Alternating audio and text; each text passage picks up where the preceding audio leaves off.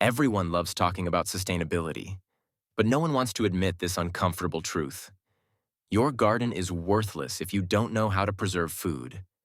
You can grow all the heirloom tomatoes and backyard kale you want. If you can't store it, you're just composting in slow motion. Let's talk about food preservation, the skill everyone thinks they'll just figure out later, and why that mindset is dangerously naive. Canning? Amazing. If you trust industrial lids, never mess up pressure levels, and don't mind your house smelling like a soup factory in July. But let's not ignore the elephant in the room. Almost all modern canning relies on store-bought jars, metal lids, and electricity. That's not off-grid. That's borrowed time. Freezing only works while your freezer's running. One blackout.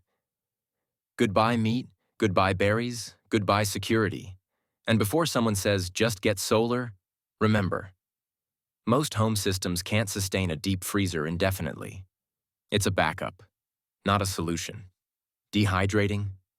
Now we're talking. Light, compact, shelf-stable food. But here's the catch.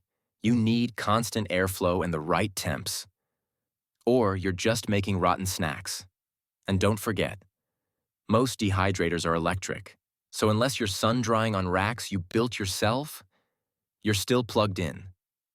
Fermentation? It's ancient, beautiful, full of probiotics, and completely overlooked.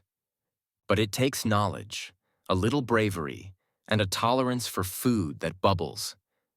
Most people won't touch a homemade sauerkraut or a room-temp brine. Why? Because we've been brainwashed to fear bacteria, even the good kind. Root cellars?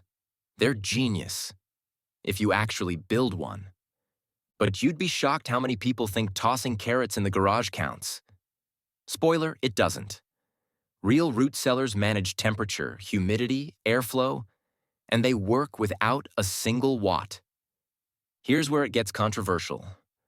Preppers, homesteaders, even sustainable influencers are hoarding freeze-dried food while ignoring traditional skills.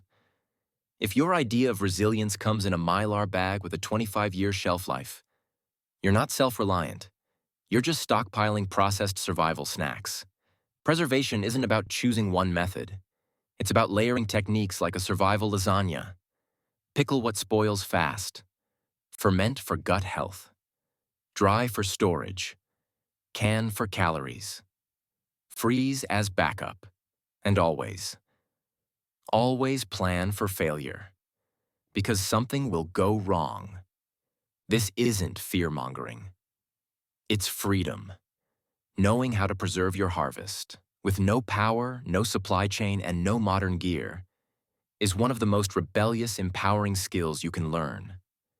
Especially in a world that's increasingly fragile, fake, and food illiterate.